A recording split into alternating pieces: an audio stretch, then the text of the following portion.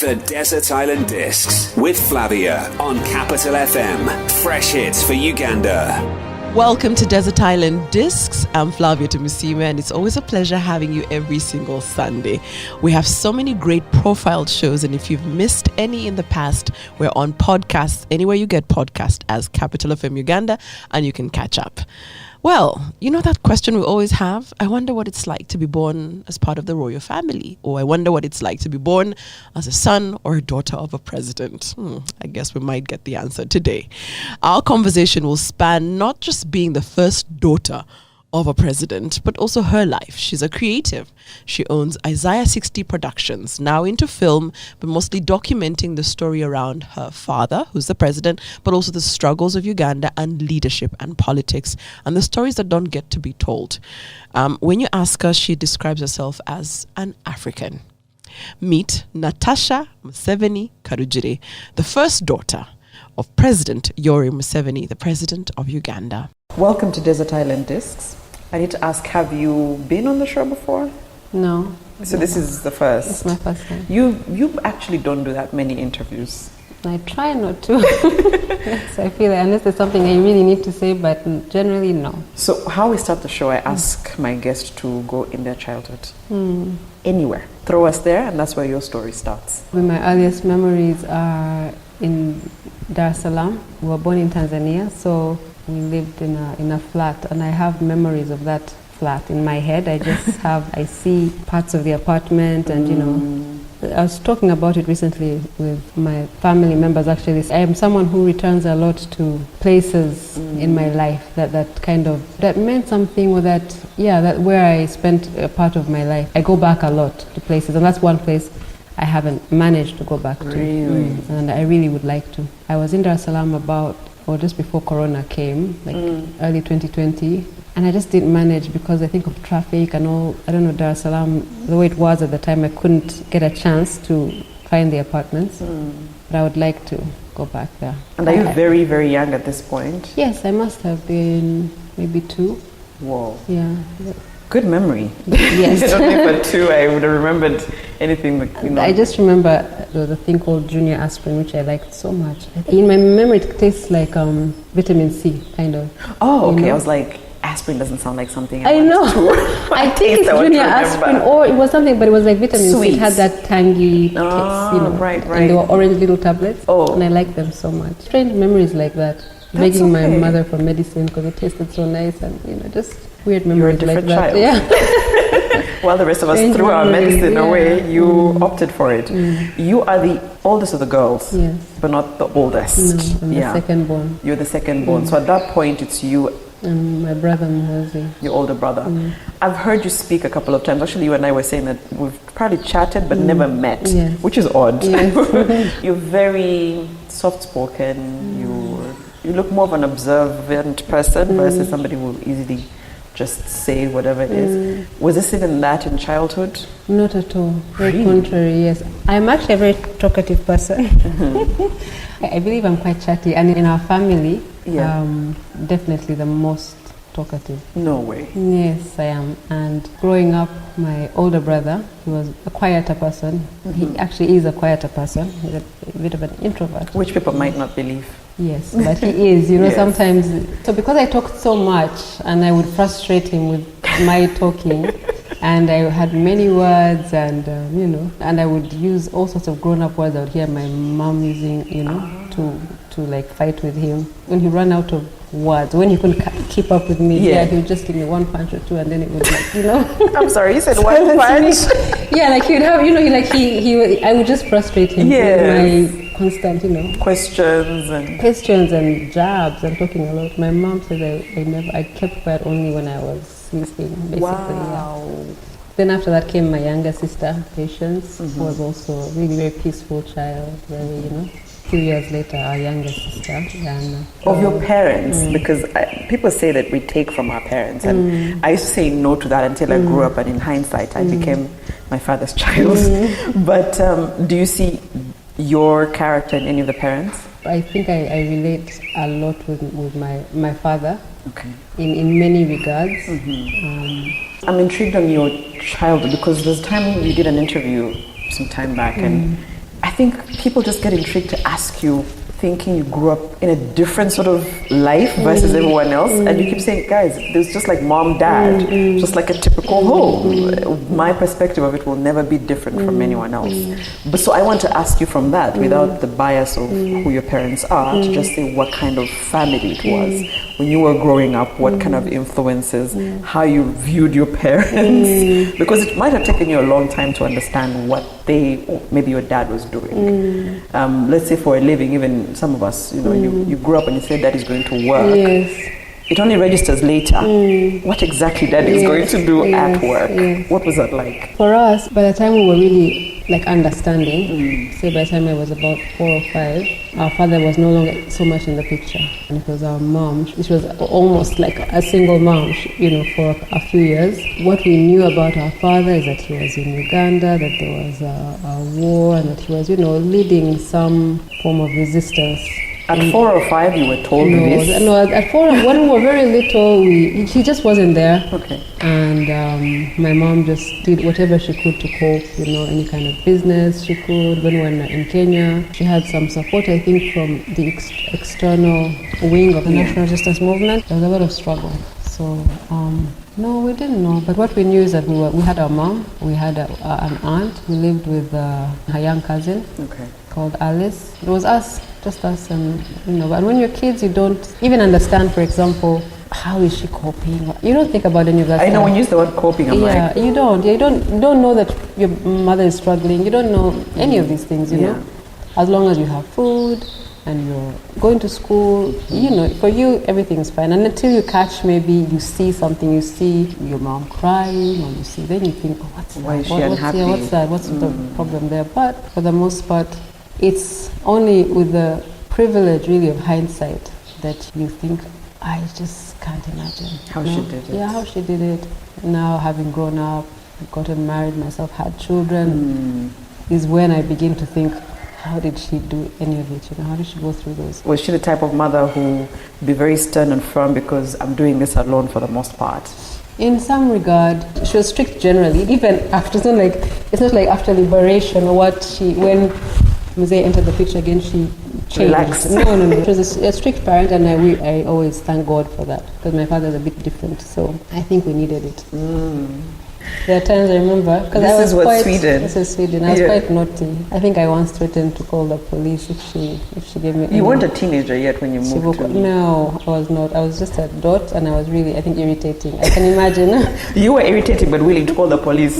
Yeah, I called the police because I hear children talking about it at school. That's true. So I thought I can try. Child's rights. And she gave me the phone. She said it's right here. I might still have to come home after that. So.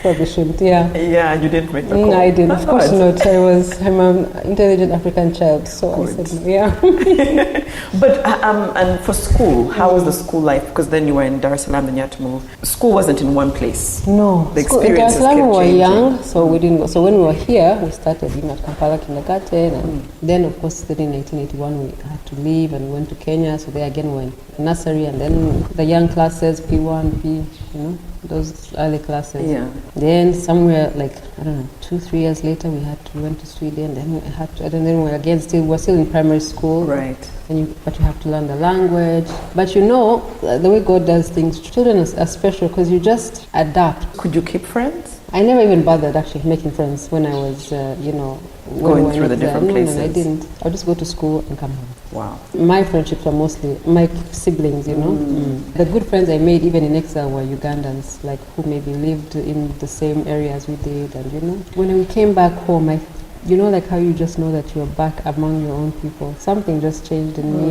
There was just a peace, and I was able to make friends at school. Yeah, be able to be open at school. And, At what age do you believe the settling back home happened? And that was back in the 80s. It was also a bit of a shock, because we had settled in Sweden, and there they don't really discipline you. I don't know what form of discipline, aside from the one we got at home, which was Chiboko proper, No way. Yes, of course. I think I'm the one truly who received it. I don't know that others received it, but you received the Chiboko. Yes, I received it. But my mom was stern. I mean, you didn't cross the boundaries, So, but at school, there was no stopping you from anything.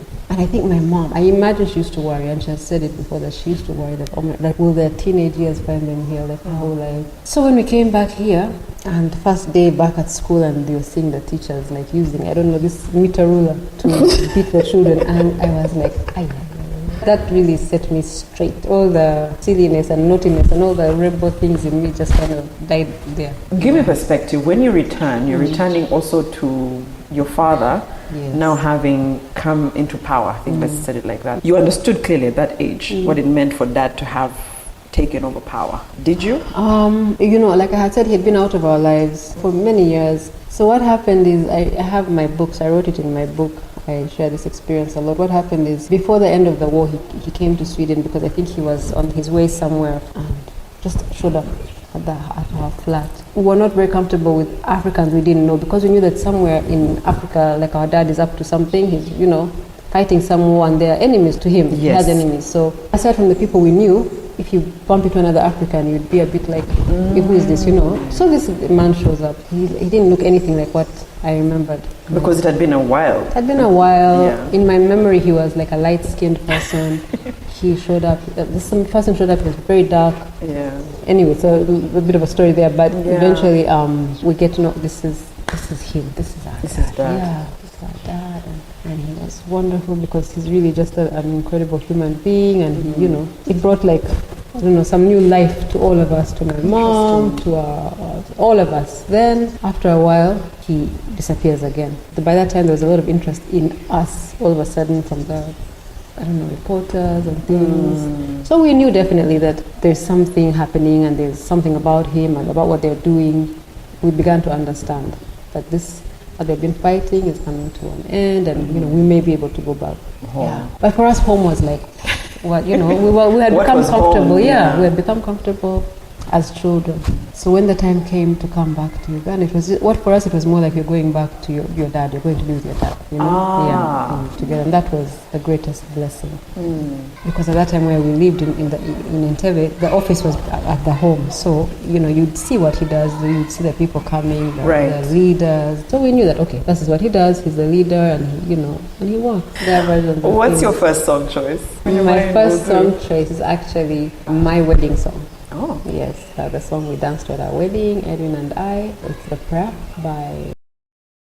Desert Island Discs, I have Natasha Museveni Karugire, and your first song choice actually is a favorite of mine too. Really? The Prayer, and Shelley and Celine Dion. That's also the version. Yes. There's one by Yolanda Adams, which is not that bad, and Donnie McClurkin, but that's the one. Yes. And that was your first, the song which was your first dance on your wedding day. Yes. Oh, we'll get there. Okay. Don't worry. But we're now, you've settled back home, that's where your story was. You're now able to observe and see, okay, there's a bit of a difference, but now this is home. And home meant dad. I can see dad a lot more and experience that a lot more. I want to move more away from your parents to now define you as a person. Whether it was going to school and now, because you're not moving that much anymore. You're not moving at all, actually. So now you're able to settle into school, into interests, into friends. What did Natasha become? Coming home, it just opened me up. So now I was able to just be me wherever I, you know, at school. I made friends. Many of them are still my friends and sisters today, you know. About interests and things, I think that had started even when I was younger, even when I was in Sweden, because like I told you, I go back a lot. So I went back to my school where I had gone to in Sweden, yeah. Actually, I was at university when I went back there, and I met one of the teachers. He was still there, and he said, I remember you. You were always drawing, even in class, you know, you were always drawing like clothes and fashion and things like that, even during our classes, you know. And I said, that's very interesting. I said, because I'm actually at university now, and I'm studying fashion, design, and marketing and things, you know. And so I think that had already come out, yes, like even in my earlier years. So even when I was at school in Kampala Parents, I was in the drama club, I was doing art, you know. So you don't get this thing from parents where you must either be, back then in the day they used to add pilot to the pile. It was lawyer, doctor, you know. You didn't get that from your parents? No, I didn't. They were very open. They were very open. To this day, I am actually more like that than my own parents. Yes, than my own parents. Yes, even up to now, like now, you know, a mom, and when I'm asking my parents for advice about my children, you know, what do you think? What do you recommend? You know, they're strong here and strong here. And my dad will always say, let them do what they like. You're like, I'm not strong enough to... I'm like, I don't know, You were brave to let me. Yes, I know. You were really brave to let me. And the truth is, by the time I went into fashion, and it was quite difficult. It wasn't something that was even here. No, we didn't have it here, but even when I came home to set up and everything, it was a really... in fact, it's only now, I think, beginning to take root. Yeah, to blossom in Uganda, as in the fashion industry. When you say I'm a fashion designer in Uganda, we know what it means now. Yes, we know what it means now. But also it's beginning to make business sense. You understand that? But then it was really very difficult in terms of doing the business, the idea. It was all like just so foreign. And then, of course, the fact that I was going to study, it was really like, are you serious? Like, there must have been someone in the family who told your mom, but honestly, can't we have a conversation? I'm sure they probably did. Yeah. But she was on board, and so was my dad. But I know others who are like, really? I'm like, really? That's what you're going to... Like, what is that? What does that even mean? Yeah, you know? So you are creative. I am. Because I always say, don't just say fashion. If you like to, pick on writing and all of that, that's a creative at heart. Yes. So I'm glad that they were very open to it. You go away and study it and then come back.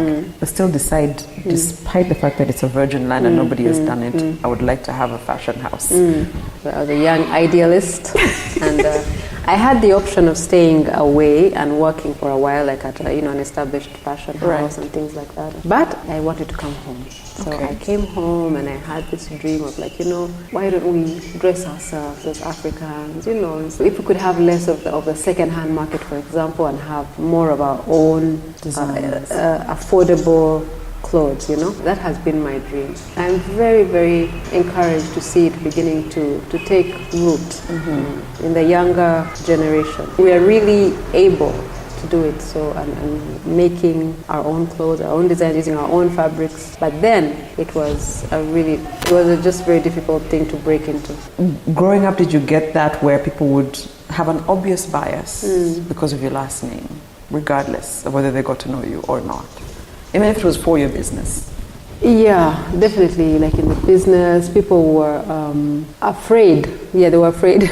Interesting. Yes, they would say things like, is it like, can you even go there? Can you reach there? There must be soldiers, things like that. Yeah. So I think that was the... Were there soldiers in the store? No, there were no soldiers. It was like you would walk in and, But it's just a preconceived just notion that I don't know, I can't explain. A perception that we can't enter. Yeah, you won't be able to enter.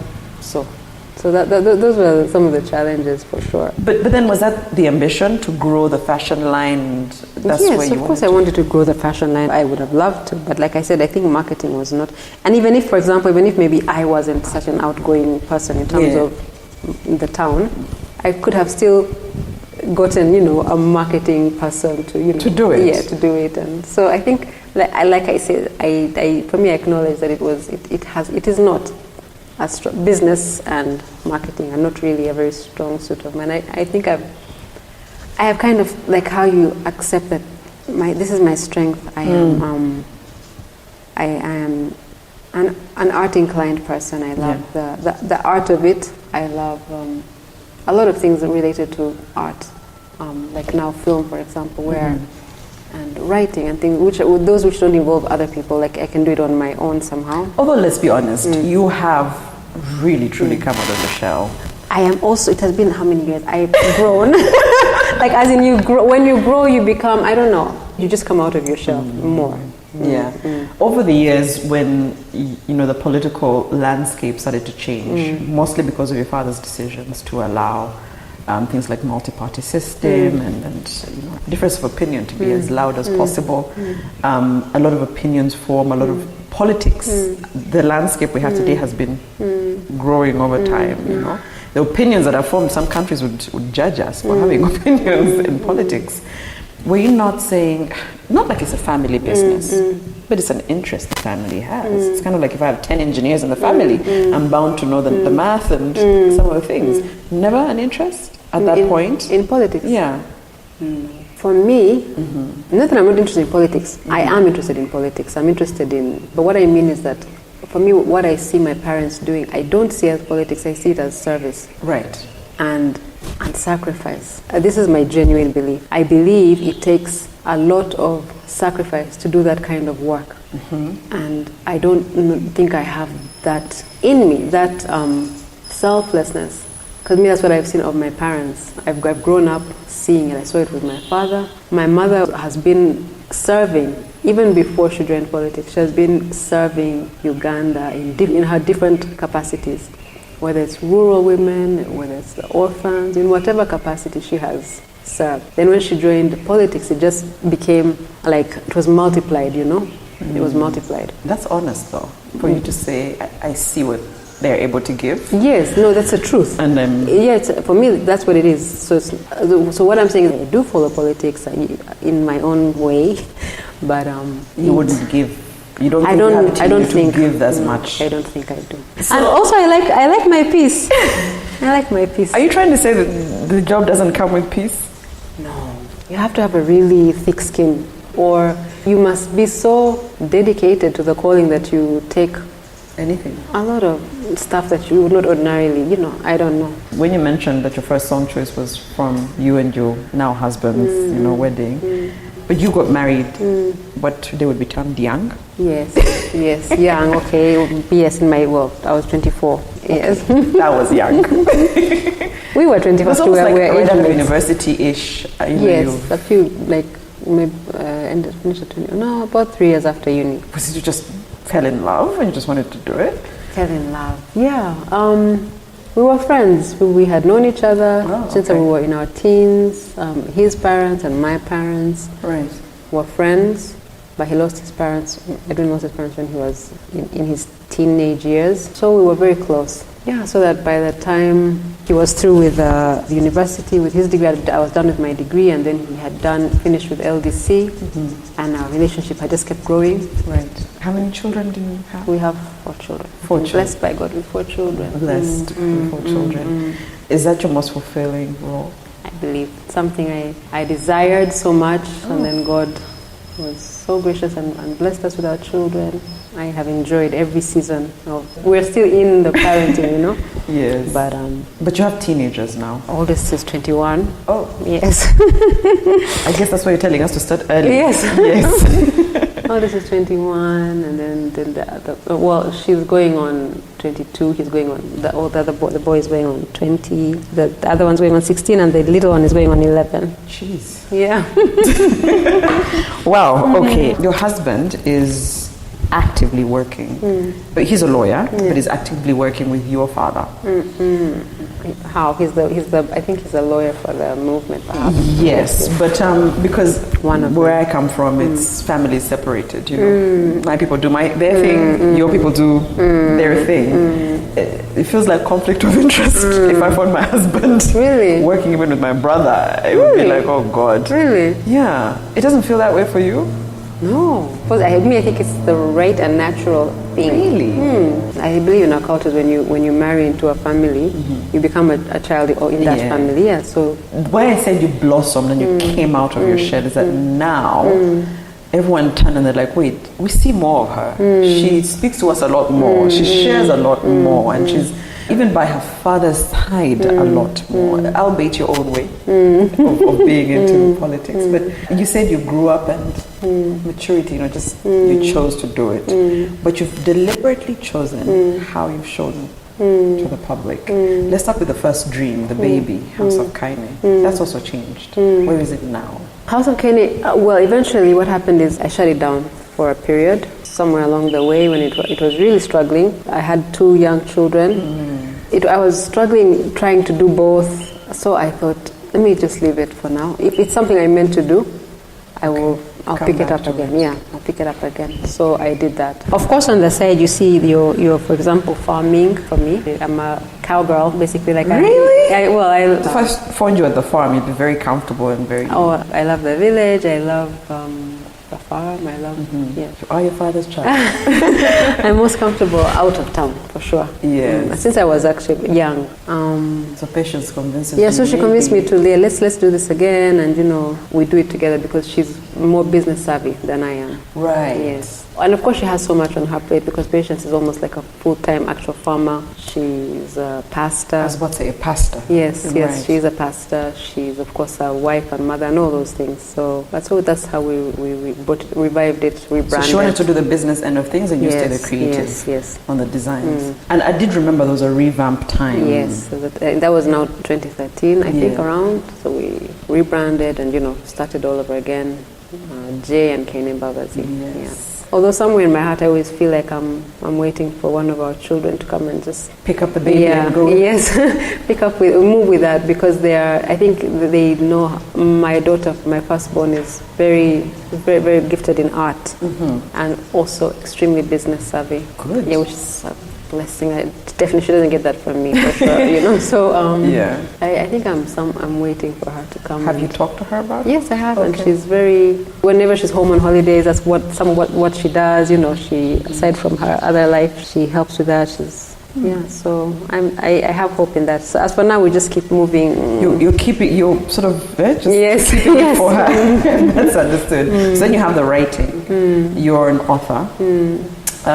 Isn't it 2 books now? Yes, I wrote a children's book. I was meant to follow it up. It's meant to be a series, but somehow I just don't know what happened there. I ought to follow up on that because when I wrote that children's book, my children were young, and I wanted them to see books where they can relate to the characters. So that's why I wrote the first book, which are folk tales. I wanted to write one for boys, and that should be my next project, really, because the stories are there. So it's just to illustrate them and to tell. So now that you've said it, you can't then not do it. Right. Now we'll That's hold you accountable to it. So then, of course, your next. Was it time for me to write? I believe so. That one I felt like it was God, kind of. I feel like it was the Lord who. I know when I say these things, when people like me say these things, people cringe. Cringe and must think that sounds so off or strange, But for those who pray and who hear, who have learned how to hear God's voice, I believe that we have the ability to hear Him. So I believe that He is the one who led me to write my story this time. And before I wrote it, but I'm still young. I kept saying. That's what I'm saying. Yes. There's so much more. Exactly. I kept saying, is it, shouldn't I wait? I don't have that much, But I just felt like, no, this is it. Just write it. So I did. And I really loved it. I loved the process of it. Right. And then there's film. I was actually quite surprised. I think you launched a production company. Yeah. And I said, this is a much more aggressive industry than fashion or anything else. But why was the choice to do that? Again, my same answer is that I believe that it was the Lord's leading. Yes, I believe it was the Lord's leading, and I believe it was, and that telling of stories is so important for me, I feel, as Africans. I feel it's so important for us Africans to tell our stories through any medium that we can find, whether it is writing or film or music or pictures, whatever. I feel it's very important for us to tell our stories in our voices. So that's how Isaiah 60 was born. Isaiah 60 is, of course, a scripture, is a chapter in the Bible that talks about, it says, arise and shine, for your light has come, and the glory of the Lord is risen upon you. What it means to me is that I believe that the Lord wants us as Africans in this time to tell our own stories, to stop being talked about. Because Africans have been talked about for so long. They've talked about us and kind of made a narrative about Africa. Have we been misunderstood? So I don't know if the people who wrote those things misunderstood us or if they portrayed us the way they see us, their own perception, you see, yeah? So now it's high time that we speak for ourselves. So that's how that was born. I wrote the script exactly, then one of the younger people made it into a screenplay. Yeah, and that story was 27 Guns. Yeah. This is a particular story that, because there's so much about your father you could have handpicked, but this is a story you wanted to tell. I know you've said a couple of times, and I think he's shared why this was very important to you. Did you go to him and pitch and say, this is what I'm picking out of your story and I'm going to do this? 27 Guns. So 27 Guns is the story of the NRM, which I believe is such a very big part of our history and has shaped our region. it's a very big story. So I struggled to know how to tell this story. It has many parts. Yeah, it has many parts and it involves many people. So initially what I would have wanted and what I pray that someone will be able to do, maybe God willing, perhaps I'll do it to someone one day, is what I had wanted originally was to have like a mini series where you are focusing on different characters in this story, you know, because it's a very big story and everybody's story in it is like just who gets to tell the real story? Yeah. Because if there's so many people, of course, the point is that the thing would be to have integrity and be given authority by different individuals and say, yeah, you can tell my story and you can tell my story and tell it with integrity. You know. But what I'm saying is that there were so many people involved in the liberation. They were led by Mzee, but everybody there has like some incredible story. How did they get to this place? What propelled them and all this? So it's just an incredible story. So now I had to pick an aspect of that indeed, you know. It was not difficult, but of course even at that time I had people saying, if it were me making a story about Mzee, I would have told it from this angle, I would have told it from this angle, you know. Yeah. Did you share with Dad, this is the story I'm telling? Yeah, I let him know at some point that I'm going to try and make this into a film. And he said, yeah, great. I think he was just like, great. Yeah, you do you know.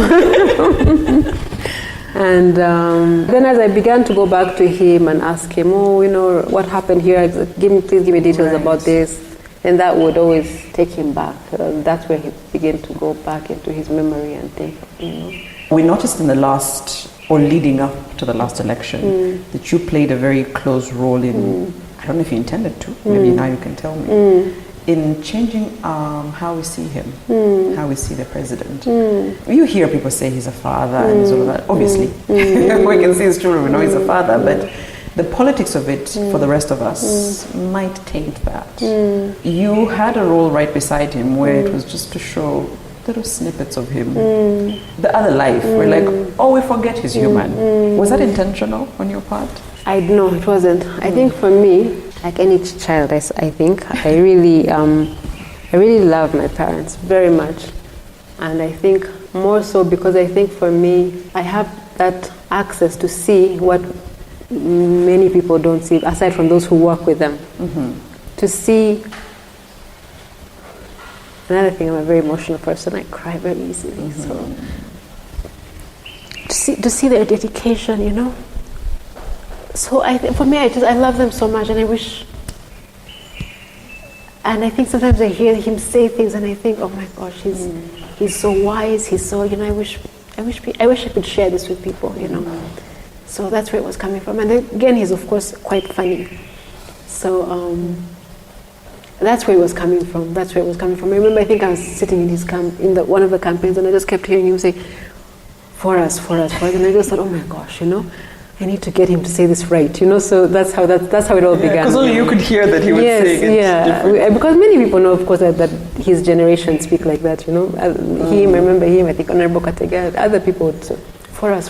So I thought I need to get this on camera. So I had to find how to phrase the question so that he can, say the word, and I got it, and then he was like, just, leave me.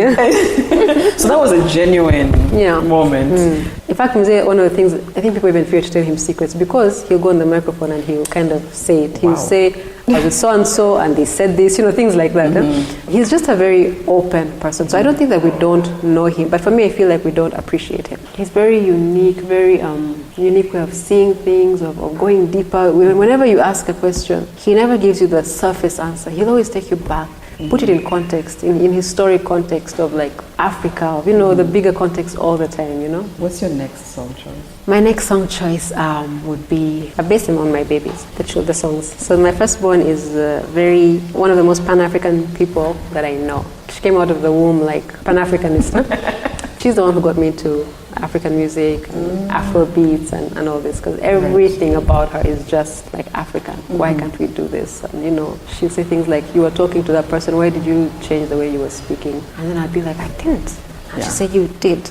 Then she's just made me so aware of so many things that I was never aware of, and she's like my child. So she fascinates me a lot. So she told me about a song called Mandi Naye by Sunel City or something like that. I don't know what his name is. I don't know. Yes, Mandi Naye. Yeah. Desert Island Discs and your Pan-African child has shared a song that I think you and I'm hearing for the first time anyway, Mandy and I, maybe even the listeners. Your description of yourself on Instagram, the profile, it says Africa. Yes. That's not small. When someone chooses out of the many things they could use to describe themselves, just say African. What does that mean to you? I tell people from time to time that when I used to watch movies or talk to people, foreigners, and they would say, and I'd hear them talk about, he speaks African and things like that, or you go to different places and they refer to you as, as African. I remember before I would be about that. Yeah.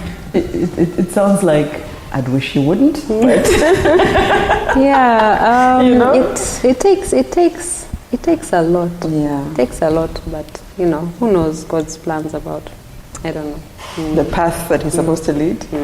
What's your third song choice? It doesn't even have to be about your brother. The song. Yeah. No, the song now is about my other child. Oh, yes, you did say my that these babies. were your babies. Yes. It's based on my second son. He's a very cerebral person. He's a very deep thinker. A very peaceful man. So he recently actually is the one who pointed this song out to me. Okay. And he's also a very prayerful person. All my children are actually very prayerful. Thank God for that. But he just brought this to my attention recently. I think it's called Holy Spirit by Stormzy. You listen to Stormzy? Wow. I'm just... Holy Spirit by Stormzy here on Desert Island Discs, and our guest is Natasha Museveni Karugire.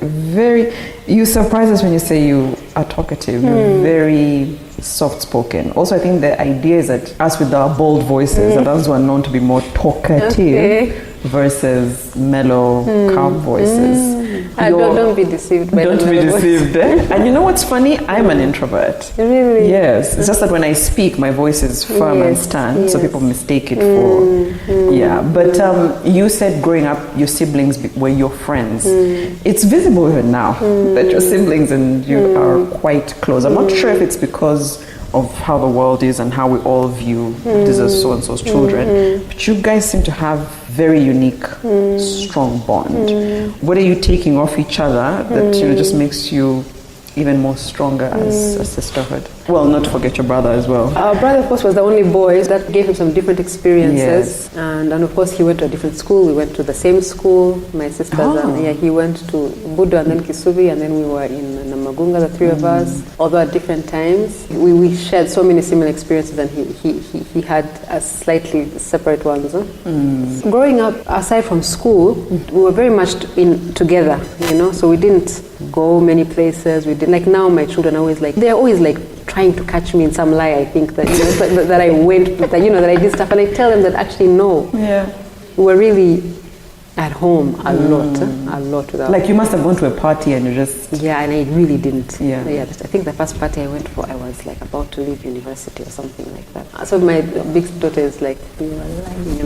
We're going to find that. One day the truth shall come out. Yeah, but so I think we spent a lot of time just together, and that really just made us very close, very, very close. And when my mom gave her life to God, really it changed a lot in our lives, in that she, even her herself, she interacted a bit less generally with people. She would do her work and then really just be at home with us. You mean there's a point where Janet Museveni was not a born-again Christian? No, I know what you mean. It's very hard to believe that. Yeah. Was there a difference in the person? Of course. I mean, she was, of course, a younger, woman. And she grew up in a home of Barokole. Her father and her mother were very strong Christians.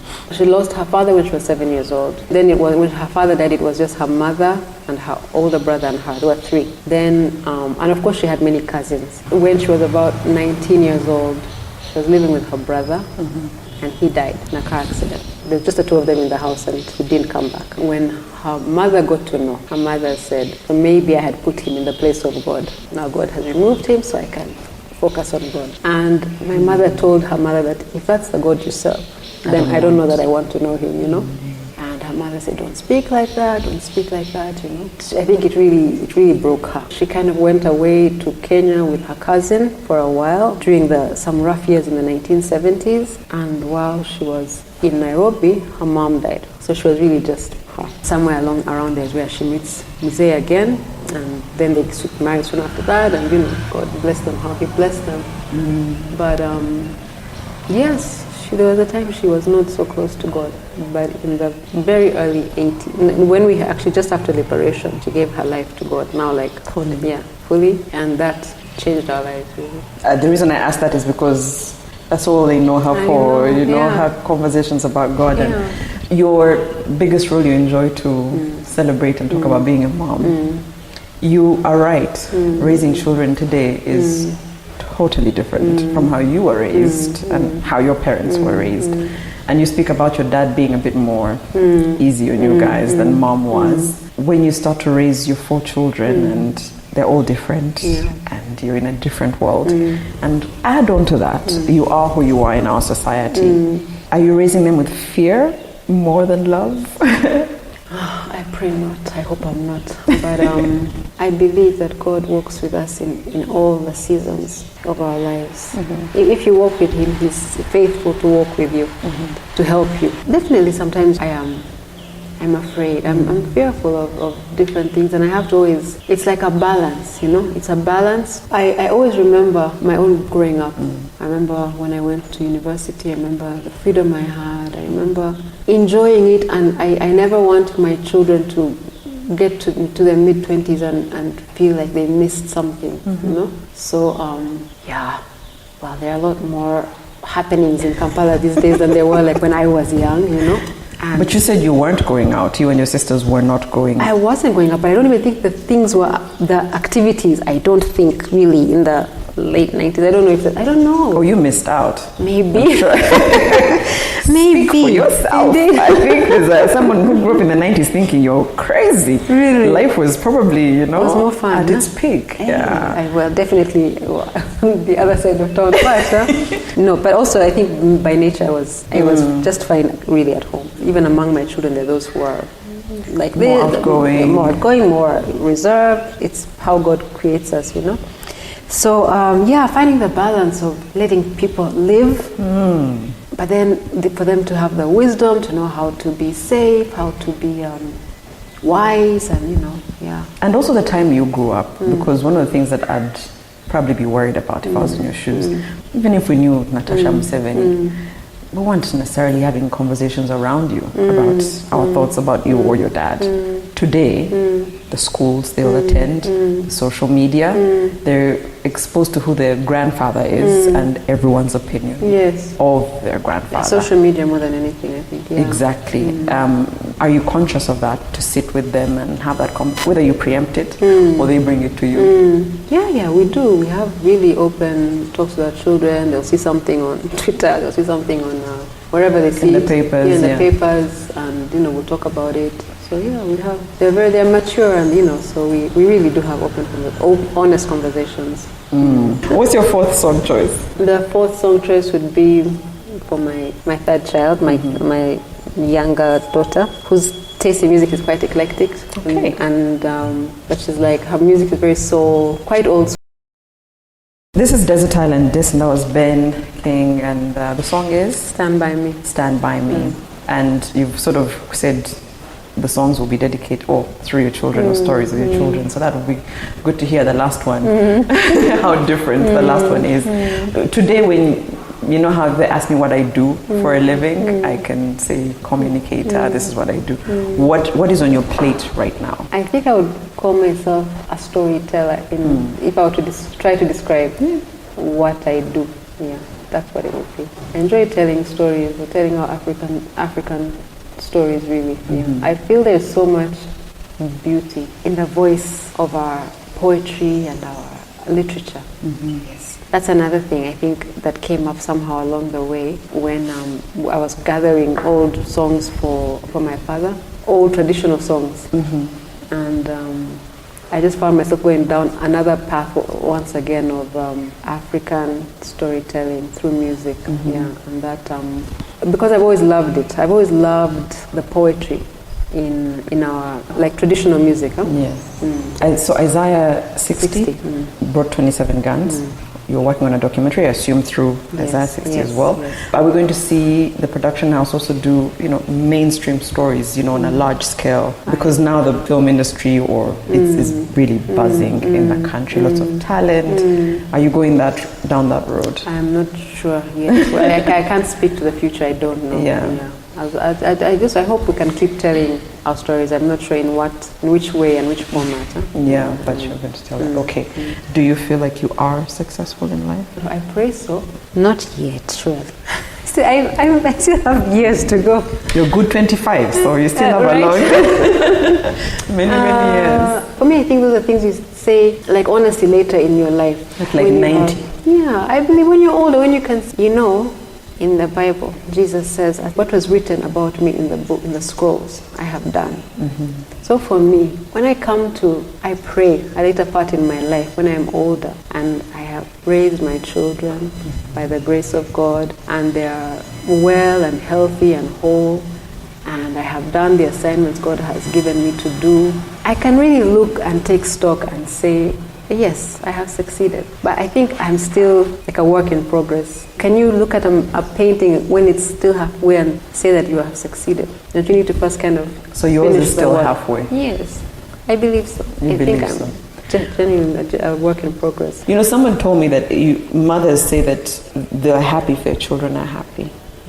And someone said that's actually wrong. You should find your own happiness outside of your children. And I said, okay, that can be very hard to do. But is there such a thing? Would you ever set the divide and say there's this success that I could have on how my children have turned out and what I've poured into them, and there's this other side which is Natasha and what I could pour into myself? But even Natasha, well, that's what I'm talking about, the assignments I feel God gives me. Yeah. I don't know that at this point in my life I can say yes. I don't think that I am there yet. Well, it's been lovely getting to know you.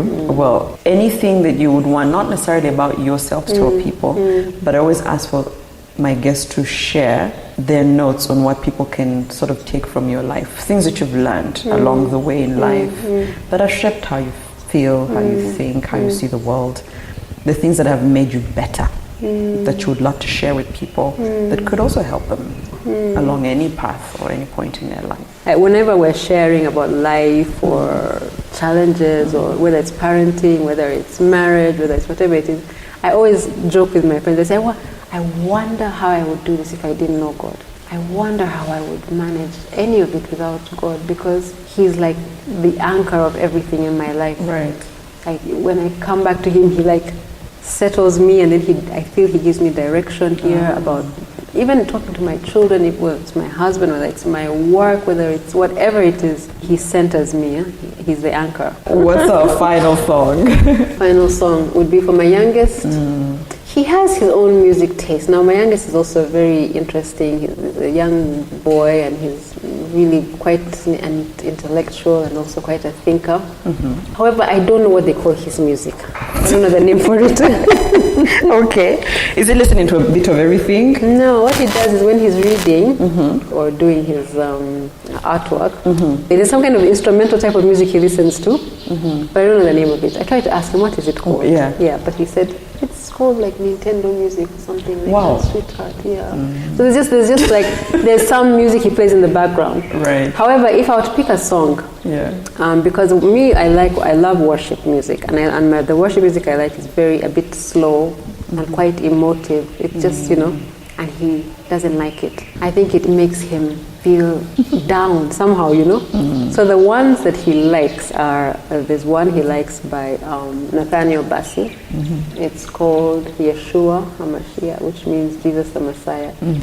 By Nathaniel Bassey. So that one he likes because it's a bit upbeat. I thought you were going to pick the one he doesn't like, just to spite him. I'm like, come on. No, I'll choose the one he likes of my worship music, of the praise and worship, It's more, a bit slightly more... It's upbeat, so he likes, I think he doesn't like the heavy, kind of thing. Like hymns, like how... No, not hymns. These are not hymns. These are just, they're very emotive. They just, for me, I like them because they bring out my, I don't know. But for him, they make him, I think, sad.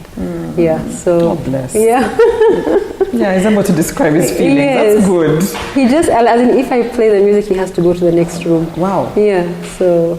when I play Nathaniel Bassi, he's like, we can be yes, together. Yes.